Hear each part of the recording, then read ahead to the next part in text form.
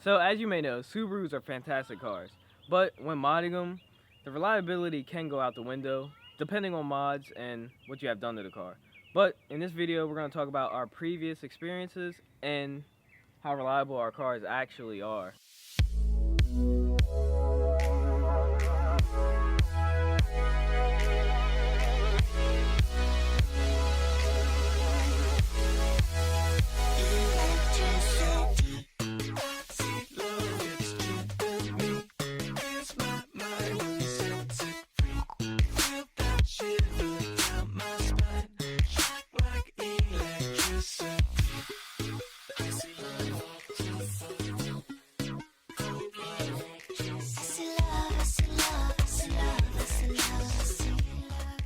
Alright guys, as you know, I have a 2010 STI, and my generation is known for ringling failure, especially on, I think, cylinder 3, right, Jordan?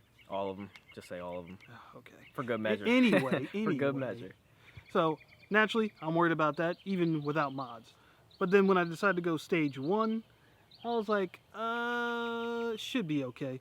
Because I've heard nothing but good things about stage 1 tunes, and they're relatively mild, so I said, why not give it a try? And you're talking about the OTS maps, right? Yeah, the OTS maps, just to be sure, you know. Top OTS maps. Yeah.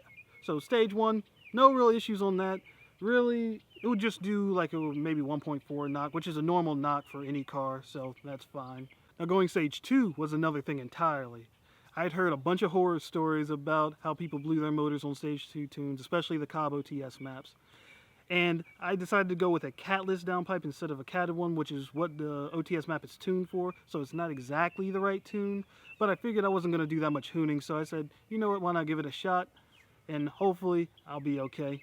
And ever since doing that on the car, really it hasn't been horrible. I noticed my knock has gone up into the 2s, but it hasn't been into that dangerous range yet.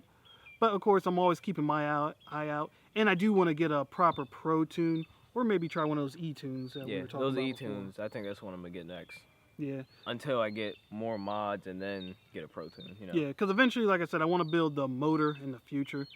So, yeah, I'll probably just do that just to be on the safe side, and I'll probably do that relatively soon. So, yeah, that's really all the issues that I know of.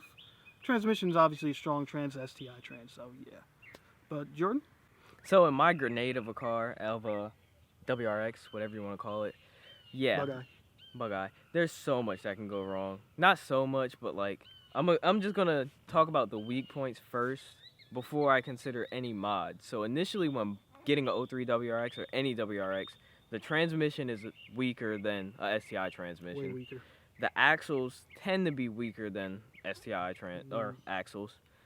The turbo, of course, is smaller, so TD04 compared to a VF39 or a VF34, depending on what year STI you have. But yeah, specifically speaking on my car, the stock tune, a lot of people say is not good. They say the Cobb Stage 1 is safer than the stock tune, which really doesn't make much sense. That's just what I've heard. I'm not sure if that's actually true or if that's just people just saying that.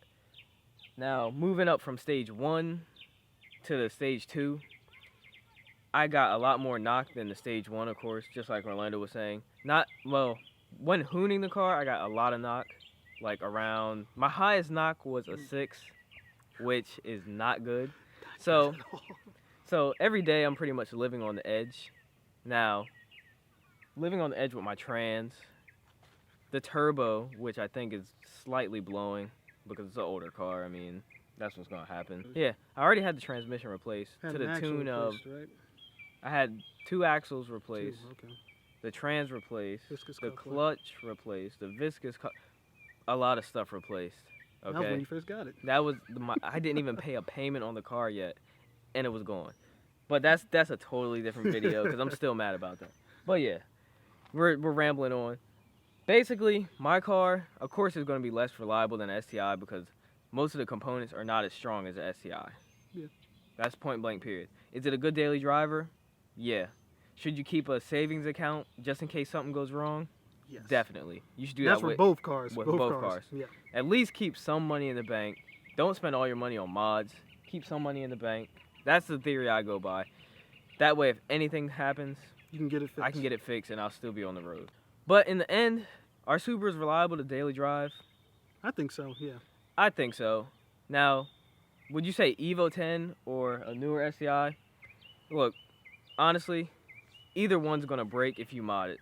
Yeah, if you any mod it car can break. improperly or if you mod it too much without the proper mods, which is still improper, but yes, they can break. You can have a brand new Civic Si, turbo it, and break it. Is it less likely of breaking one of these cars? Of course. There's less that can go wrong with a Civic compared to a Subi. So Yeah. that's mainly what you gotta think about when buying a Subaru or any all-wheel drive car. There's more components, mainly in the drivetrain, that can go wrong, which in the end is gonna cost you more money. So yeah. Yeah, but as long as you take care of everything right, you'll be all right. Always do your maintenance on time. If you do maintenance on anything, it'll last. So, Yeah. So I hope you guys enjoyed this short little informational video just about our previous experiences with our Subarus, a 03 WRX and a 2010 STI. Yep. Yep. So, like always, like the video, subscribe to us, follow us on Facebook, and we'll catch you guys in the next one. Deuces. Peace. Have a good day, everybody. I'm cutting that out. Have a good day, everybody. Frosty morning, feel the sun rising on my skin. Ooh, that cold breeze is chilling me, makes me shake my knees.